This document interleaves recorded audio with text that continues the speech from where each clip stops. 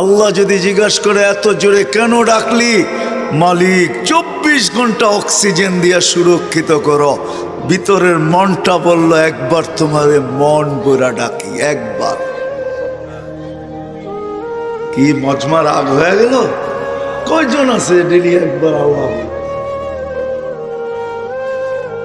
যদি দুনিয়ার মানুষ বলতে পারে আমাকে একবার বলো, একবার ডাকো, আল্লাহ তো বান্দাকে বলতে পারে তুই একবার হইলো আমাকে ডাক। মান নাদানি তালাক্কাইতুহু মিন বাঈদ। একবার ডাইকা তো দেখ, তুই ডাক দিতে দেরি, আমি যত দূরে থাকি না কেন হাতছানি দিয়া বুকে নিতে দেরি করি না। যদি বলি মালিক গুনাহ, হায় হায়, নাইলে এই হাদিস কোনোদিন আসতো না। হাদিসের কাহিনী বলতেছি আমি। 250 বৎসর ধরে মূর্তির পাশে বৈশা সনম সনম বলে একবার বলছে সামাদ। আল্লাহ জবাব দিছে লাব্বাইক ইয়া আবদি। সৃষ্টি জিজ্ঞাসা করছে এখনো তো মূর্তির সামনে বসা, মূর্তিকেই তো ডাকতে ছিল, ভুলে না আপনাকে ডাকলো? তো দুইটা জবাব দিছে, বলছে আমিও যদি সাড়া না দেই, পাথরের মূর্তিটাও সাড়া দেয় না, আমিও যদি না দেই, ওর আর আমার পার্থক্য রইল তো রইল কোথায়? দ্বিতীয় জবাব দিছেন অপেক্ষায় ছিলাম, একবার হইল আমাকে ডাকো। অপেক্ষায় ছিলাম। বিদায় নিয়ত করব, কথা এখনো আমি শুরু করি নাই, নিয়ত করব যে যা শুনবো তা মানব ইনশাআল্লাহ। ওকে, কথা আগে চলতে পারি, তাইলে ইনশাআল্লাহ দিলে গাঁদবে। আল্লাহ আল্লাহর রসুলের কথা দিলে গাঁদবে না, এটা তো হইতেই পারে না। আমরা যদিও বুঝি নাই, কিন্তু কাফেররা জানতো। এই জন্যই কোরআন বলে লা তাসমাউ লিহাযাল কুরআন ওয়ালগাউ ফি লাআল্লাকুম তাগলিবুন। কেননা শুনলে তুমি আর জয় হইতে পারবে না। কোরআন হাদিস দিলে গাইথা যাবে, তুমি কোরআন হাদিসের ভক্ত হয়ে যাবে, পরাজয় বরণ করবে তুমি। মুহাম্মদুর রাসূলুল্লাহ সাল্লাল্লাহু আলাইহি ওয়াসাল্লামের সামনে তুমি পরাজয় বরণ করতে হবে। কাফেররাও বুঝতো, আজকে তো মুসলমানও বোঝে না। যা হোক মেরে দোস্ত, কথা শুরু করা যাক। আমরা জমিনে পা রাখতে দেরি, আমাদের যাত্রা চলমান হইতে দেরি হয় না। আমরা সবাই কিন্তু যাত্রী, এটা ভাবেন। সবাই আমরা যাত্রী, যাত্রা আমাদের চলমান। জমিনে পা রাখতে দেরি, মার পেটের থেকে আসতে দেরি, যাত্রা চলমান হতে দেরি হয় না। আমাদের যাত্রা চলমান, আমাদের যাত্রা চলমান। আমি থামলে কি হয়, যাত্রা থামে না। আমি ঘুমাইলে কি হয়, যাত্রা ঘুমায় না। আমি বসলে কি হয়, যাত্রা বসে না। আমাদের যাত্রা চলমান। সবাই আমরা দাবিত, ছুটতেছি। আমার দিকেও ছুটতেছে, আমিও ছুটতেছি। কেউ আমার পিছনে ছুটতেছে, কেউ আমার আগের থেকে আসতেছে। মৌত আমার পিছন থেকে ছুটতেছে, ইউদরিকাল মৌত। কোরআনের শব্দ বোঝা যায়, মৌত আমার পিছের থেকে আমাকে ধরার জন্য ছুটতেছে। কবর দেখলে বোঝা যায়, আলহাকুমুত তাকাসুর হাত্তা যুরতুমুল মাকাবির। কবরের কথা শুনলে মনে হয় কবর আমার সামনের দিকের থেকে ছুটে আসতেছে, আর আমি ধাবমান, আমি চলমান। যাত্রা আমার চলমান, আমি চলতেছি। মৌত আমাকে ধরবে, কবরও আমার সাথে এসে মিলিত হবে। মধ্যখানে দুইয়ের মাঝে আমি পড়ব। সত্য এটাই, আমাদের সবার যাত্রা চলমান। কি বুঝাইতে পারতেছি? নারী হই আর পুরুষ হই, গরিব হই আর ধনী হই, যুবক হই আর বৃদ্ধ হই, শাসক হই আর শাসিত হই, শিক্ষিত হই আর অশিক্ষিত হই, গ্রাম্য হই আর শহর হই, যে জমিনে পা রাখলো, যে অস্তিত্ব নিল, তার যাত্রা চলমান। আকাশের যাত্রাও চলমান, জমিনের যাত্রাও চলমান। একটা দিন অবশ্যই আসবে, আল্লাহ ইসরাফিল আলাইহিস সালামকে বলবে ফানফাক, ফুদাও। উনি জিজ্ঞাসা করবে কাম নাফখাতানিয়া রব্বি, কটা ফু দিব? আল্লাহ কোরআনে বলছে নাফখাতান ওয়াহিদা, একটার অনুমতি হবে, দুটার না। আপনি ভাবতে পারেন বিশাল বিশাল ব্রিজ, এরকম পাইলিং, ঠিক না? কি মুন্সিগঞ্জের তো দুইটা হয়ে গেছে, আর একটু হবে, ঠিক না? হয়ে গেছে না দুইটা? আরো তো হবে। এত বড় বড় ব্রিজ, এত বড় বড় পাইলিং কি হবে এক ফুতে? আল্লাহ রসুল বলছে ফাইদাস সামাওয়াতু ওয়াল আরদ ওয়া মা ফিহিন্না তাকুনু হাবাআন মানসুরা, আকাশ জমিনের ভিতরে যা কিছু আছে সব তুলা হয়ে নিঃশেষ হয়ে যাবে, সব তুলা হয়ে নিঃশেষ। সত্য এটাই। হায় যদিও দুনিয়া উন্নত, কসম খোদার দুনিয়া উন্নত, আমিও মানি। মুঠোফোনে দুনিয়া কথা বলে, আমিও মানি মুঠোফোনে দুনিয়া কথা বলে। দুনিয়া এক সময় হাতের মুঠায় ছিল, এখন আঙ্গুলের মাথায়, টাচ করলেই চলে আসে, ঠিক না? গুগলে টাচ করতে দেরি, গুগল পুরা দুনিয়া সামনে দিতে দেরি করে না, মানি আমি। কিন্তু মেশিন আসে নাই আমার কপালে বা পিঠে যে সীমারেখা লেখা আছে, ওটা জানার মতো কোনো মেশিন এখনো আসে না। আমার এইখানে হোক আর এইখানে হোক, সীমারেখা লেখা আছে, যেই কোনো মুহূর্তে আমি সীমারেখায় পা দিতে পারি। আয়ে যদি জানতো যে পদ্মা ব্রিজ ভিডিও করা আমার পক্ষে সম্ভব হবে না, বরং মালাকুল মউত মধ্যখানে দাঁড়ানো আছে, আমি যা পাইবা ভিডিও করতেছি, যে পদ্মা সেতু আমি ভিডিও ছাড়বো, 18.5 কোটি মানুষ আমাকে ভিউজ দিবে আর সবাই দেখবে। হায় হায় যুবক যদি জানতো যে পদ্মা সেতুর মধ্যখানে মালাকুল মউত দাঁড়ানো আছে, শুধু আমার মউত হবে না, জানি না কতদিন বাইকওয়ালাদের কপালের দরজা বন্ধ থাকবে, যে ওরা বাইক থাকা সত্ত্বেও পদ্মা সেতু বাইক দিয়া এপার থেকে ওপার যেতে পারবে না। এটা যদি জানতো তো কোনোদিন পদ্মা সেতুতে উদ্বোধনের পরের দিন ওই যুবক উঠতো না। সত্য তো? কার কখন পরিসমাপ্তি ঘটবে জানি না, কিন্তু নিজেকে তৈয়ার প্রস্তুত করে নিয়ে যেতে হবে। প্রস্তুত বোঝেন? নিজেকে প্রস্তুত করে নিয়ে যেতে হবে, এমনি গেলে চলবে না। যুবক যৌবন নিয়ে উঠলেই চলবে না, পুরুষের পুরুষত্ব নিয়ে উঠলেই চলবে না, বুড়ার বৃদ্ধ বয়স নিয়ে উঠলেই চলবে না, নারী নারীত্ব নিয়ে উঠলেই চলবে না, গরিবের দারিদ্রতা নিয়ে উঠলেই চলবে না, ধনীর ধন নিয়ে উঠলেই চলবে না, শাসকের শাসন নিয়ে উঠলেই চলবে না, দুনিয়ার কোনো বস্তু নিয়ে উঠলে চলবে না। নিজেকে প্রস্তুত করা যেতে হবে। প্রস্তুত বোঝেন? নিজেকে প্রস্তুত করতে হবে। যেমন আল্লাহ চায় এটা আল্লাহ দিয়েছেন। 24 ঘন্টা বিনা পয়সায় সার্ভিস দিতেছেন, বিনা পয়সায়। যুবক কসম খোদার, তোমরা নেটের জগতে ঘুরতে থাকো, তোমাদের WHO কে বলো, বিশ্ব স্বাস্থ্য সংস্থাকে তথ্য দিতে বলো আমাকে, যে চোখে দেখার মতো কি উপাদান আছে? কোনো উপাদান নেই, কোনো উপাদান নাই, কোনো অয়েল ভরা নাই এটার ভিতরে। আল্লাহ 26 কোটি ক্যামেরা দিয়া তোমাকে আমাকে দেখায়, কুদরত দিয়া দেখায়, কুদরত। আল্লাহ এটার পিছনে ব্যয় করেন, আল্লাহ কুদরত দিয়া দেখান আমাদেরকে। তোমাদের কানে, আমাদের কানে শোনার কোনো প্রযুক্তি নাই,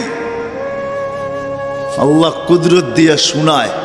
আমার এই গলার ভিতরে বলার কোনো উপাদান বা প্রযুক্তি নাই, আল্লাহ কুদরত দিয়া বলায়। প্রত্যেকটা অঙ্গকে কুদরত দিয়ে পরিচালিত করেন। হায় আমি তো বলি একটা সৌর জগতের যেরকম কিনারা নাই, যুবক খোদার কসম তোমার এই ছোট চোখটারও কোনো কিনারা নাই। বিশ্বাস হয় না? তুমি নেটে সার্চ দিয়া ডাক্তারদেরকে জিজ্ঞাসা করো, চোখের ডাক্তারদেরকে, সারা দুনিয়ার ডাক্তারদেরকে নেটের মাধ্যমে জিজ্ঞাসা করো যে শত শত বৎসর তোমাদের চোখ নিয়ে গবেষণা, আমাকে তথ্য দাও তোমরা গবেষণায় কতটুকু গেলে আর কবে এই চোখের গবেষণা শেষ হবে। ডাক্তাররা একটা মুস্কি হাসি লেখা পাঠায় দিবে আর বলবে, বেটা সারা জীবন কেন, দুনিয়ার জীবন শেষ হয়ে যাবে, কিন্তু চোখের গবেষণায় আমরা মনে হয় কিনারা খুঁজে পাবো না। একটা চোখ নিজেকে তৈরি করে নিয়ে যেতে হবে, প্রস্তুত করে নিয়ে যেতে হবে। সত্য এটাই, চলে যাব এখান থেকে, কেউ থাকবে না। যিনি থাকার উনিই যখন থাকেন নাই, কারো কাছে মালাকুল মউত অনুমতি নিয়ে আসে নাই, আসবে না, শুধু একজন মুহাম্মদুর রাসূলুল্লাহ সাল্লাল্লাহু আলাইহি ওয়াসাল্লামের কাছে মালাকুল মউত যখন আসছেন, তো আল্লাহ বলছে বন্ধুর কাছে অনুমতি নিয়ে ঢুকবে, অনুমতি দিলে ঢুকবে, নাইলে ফিরে আসবে। বন্ধু আমার, খবরদার অনুমতি ছাড়া যায় গর্জায় ঢুকা যাবে না। আমাদের কারো কাছে অনুমতি নিয়ে আসবে না, ওনার কাছে অনুমতি নিয়ে গেছেন। তারপরও বলছে, শোনো, ঢুকার অনুমতি দিলেই কিন্তু হাত রাইখা দিবা না, আবার অনুমতি নিবা, রাখবা কি রাখবা না। বন্ধু যদি হ্যাঁ বলে তো রাইখো, যদি না বলে তো চলে আইসো। কেননা বন্ধু আমার। কার বন্ধু? হ্যাঁ, কার বন্ধু? হাবিবুল্লাহ। কার বন্ধু? যার কারণেই তো আমাদের সাথে বন্ধুত্ব। আমাদের সাথে দুই দিক দিয়ে আল্লাহর বন্ধুত্ব, এক দিক দিয়া না, দুই দিক দিয়া। হয় উম্মত তো আল্লাহও চিনে না, রসুলও চিনে না। আল্লাহ যদি চিনত, হুজুররা বলেন আজান নামাজের জন্য ডাকে, আমি বলি নামাজের জন্য না। আমার মন বলে, একমত হবে কি হবে না জানি না।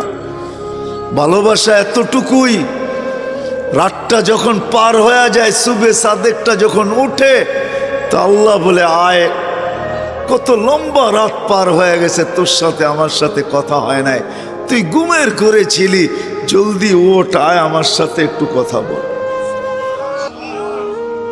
আবার যখন দুপুর হয়, সকালে বলছিস, এখন তো দুপুর, আবার একটু কথা বল। বিকাল হয়ে গেলে কয় দুপুর আর বিকাল, আয় আবার আসরে একটু কথা বল। মাগরিব যখন হয়, বেলাটা তো ডুবেই গেল, সূর্যটা উঠলো আর ডুবা গেল, শেষ বেলার চল একটু কথা বল। মাগরিবের সময় আয় আমার সাথে একটু কথা বল। যদি বলবেন এশার নামাজ, আমার মনে হয় এশার নামাজ এই জন্য আল্লাহ যেন বুঝাইতে চায়, একটু পরেই তো ঘুমাই যাবি, আবার সেই সকালে তোর সাথে কথা হবে, চল ঘুমানোর আগে একটু কথা বইলেই ঘুমা। কেন আল মুসাল্লি উনাজি রব্বা, নামাজি আল্লাহর সাথে কথা বলে। ভালোবাসা আমাদের সাথে প্রস্তুত করে নিয়ে যেতে হবে। আমরা কিন্তু যাত্রী, প্রস্তুতি ছাড়া আল্লাহর কাছে কারো কোনো অবস্থান নাই, পজিশন নাই, ইজ্জত নাই, সম্মান নাই, স্থান নাই, জায়গা নাই, মেহমান খানায় ঠিকানা নাই। যুবক, সত্য এটাই। তোমার যৌবন প্রস্তুতি নেওয়ার জন্য, নারীর নারীত্ব প্রস্তুতি নেওয়ার জন্য। আমি তো বলি বুড়ারে সাদা দাড়ি দিছেন প্রস্তুতি নেওয়ার জন্য। কেননা বুড়া যখন শেষ রাত্রে ওঠে, নামাজ পড়ুক আর না পড়ুক, হাত দুইটা উঠে যদি বলে মালিক কিচ্ছু নাই, কিচ্ছু নাই, হাত কিন্তু তুললাম, খালি ফেরত দিয়েন না। আবু হুরায়রা রাদিয়াল্লাহু তাআলা আনহু বলেন, এই চিৎকার তার কান পর্যন্ত থাকে না, ঘর পর্যন্ত থাকে না, আরো সে পৌঁছে আর ধাক্কা লাগে, আল্লাহ বলেন তোকে নিষ্পাপ করলাম, যেমন তোর মা আজকে তোকে জন্ম দিল। সাদা দাড়িও প্রস্তুতির জন্য, নাইলে ওলামারা কেন বলবে এক মুহাদ্দিসে জমানার সবচেয়ে বড় মুহাদ্দিস মারা গেছে। স্বপ্নে সবাই দেখছে, জিজ্ঞাসা করছে আল্লাহ কি ব্যবহার করলো? কয় দাড়ি দেখায়া পার হয়ে গেছে। কয় দাড়ি? কয় হ্যাঁ হ্যাঁ দাড়ি দেখায়া। বলছে আল্লাহ জিজ্ঞাসা করছে বুইরা সাদা দাড়িওয়ালা কি নিয়ে আসছস? তো আমার মনে উঠছে, বলছি কিচ্ছু নিয়ে আসি না, সাদা দাড়ি নিয়ে আসছে। তা আরো চেতে গেছে, সাদা দাড়ি, 80 বছর বয়স, শুধু সাদা দাড়ি। হাদিস আমার মনে উঠছে। তা আল্লাহকে বলছি কেন আপনি কি সত্য বলেন নাই? জিবরিল আলাইহিস সালাম কি সত্য বলে নাই আমাদের নবীজিকে? আমাদের নবীজি কি সাহাবা একরামকে সত্য বলেন নাই? তারা কি ছাত্রদেরকে সত্য বলেন নাই? তাদের ছাত্ররা কি আমাদেরকে সত্য বলেন নাই? ইন্নাল্লাহা লা ইয়াস্তাহি যী শাইবাতিন শাইয়াবা ফিল ইসলাম। যে ইসলামের ভিতরে দাড়ি পাকায় ফেললো, তার দাড়ি দেখলে নাকি আপনি লজ্জা পায়া যান। আয়েশা তো দেখতেছি উল্টাটা, আরো চোখ গরম করতেছেন আপনি। তা আল্লাহ হাসি দিয়া বলে সবাই সত্য বলছে, সবাই সত্য বলছে, আমিও সত্য বলছি, যা মাফ করে দিলাম, বাগেন থেকে। তাহলে সাদা দাড়িও দিছে প্রস্তুতির জন্য, নারীত্ব দিছেন প্রস্তুতির জন্য। কিন্তু শেষ কথা, প্রস্তুতি নিব কিভাবে? আমি কিভাবে নিতে পারি প্রস্তুতি? আমি তো অল্প বয়সের একটা মানুষ, বয়স আমার অল্প, সবকিছু সীমিত, চতুর্দিক দিয়া প্রয়োজনে বেষ্টিত। আমি কি করে নিতে পারি প্রস্তুতি? কিভাবে নিব প্রস্তুতি? আমি আমার বিবেক বুদ্ধি দিয়া যদি নেই, আমি আমার বিবেক দিয়া নেই, কিভাবে নিব আমি প্রস্তুতি? তা আল্লাহর ভালোবাসার বিকাশ। তা আল্লাহ বলে হুয়াল্লাযী আরসালা রাসূলাহু বিল হুদা। আমি আমার নবীকে পাঠায়া দিছি, আমার বন্ধুকে পাঠায়া দিছি তোমাদের মাঝে, যেন তোমরা প্রস্তুতি নিতে পারো। বিদায় আমি বন্ধুকে পাঠায়া দিছি, বন্ধুকে, যেই বন্ধুকে পাঠানোর কথা ছিল না, বন্ধুকেও পাঠায়া দিছি। বলে আমাদেরকে জিজ্ঞাসা করেন, নবী রসুলদেরও নবী, রসুলদেরও রসুল, নবীদেরও নবী মুহাম্মাদুর রাসূলুল্লাহ। যদি বলেন এটা পাইলেন কই? কোরআনে লেখা আছে ইয আখাযাল্লাহু মিসাকান নাবিয়্যিন। আল্লাহ নবী রসুলদের থেকে প্রতিশ্রুতি নিছেন, এই কথা স্বীকারোক্তি নিছেন, লা তুমিনুন্না বিহি ওয়া লা তানসুরুন্নাহু। ঈমানও আনবে, সাহায্য করবে। আল্লাহ সেমিনার করে প্রতিশ্রুতি নিছেন, সেমিনার। আপনারা তো মুর্দাদের জন্য সেমিনার করছেন, আল্লাহ মুহাম্মদুর রাসূলুল্লাহর জন্য সেমিনার করছেন।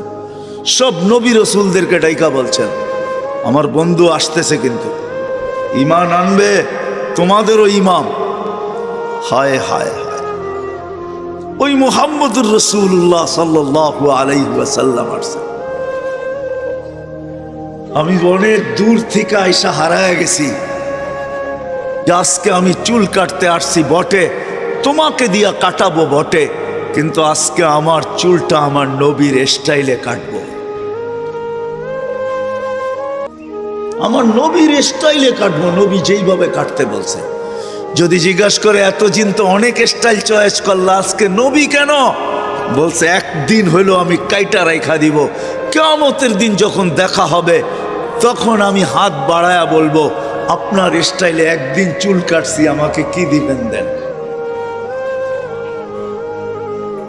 একদিন চুল কাটছি আপনার স্টাইলে, আমাকে কি দিবেন দেন।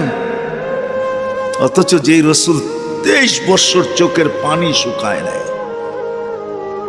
প্রথম ওহী হইল ইকরা, দ্বিতীয় ওহী হইল ইয়া আইয়ুহাল মুদ্দাসসির কুম ফাআনদির। সত্য তো না ভুল বলতেছি? হ্যাঁ, আম্মা জান কম্বলের বাহিরে দেখছেন, জিজ্ঞাসা করছেন দাসসারতুকুম আনতাল খারিজ, আপনাকে তো কম্বলে রেখে গেছি, বাহিরে কেন? থুয়া তো গেলাম ঘুম পাড়ায়া, এখন তো দেখি বাচ্চার মতো কাঁদতেছেন। আতব কি ও আনতাল খারিজ, কম্বলের বাহিরে আর কাঁদেন কেন? বলছে ওই ফেরেশতা আসছে আর বলছে ইয়া আইয়ুহাল মুদাথির কুম ফাআনদির রব্বাকা ফাকাব্বির সিয়াবাকা ফাতাহহির ওয়ার রুজজা ফাহজুর ওয়ালা তামনুন তাস্তাকসির ওয়ালি রব্বিকা ফাসবির।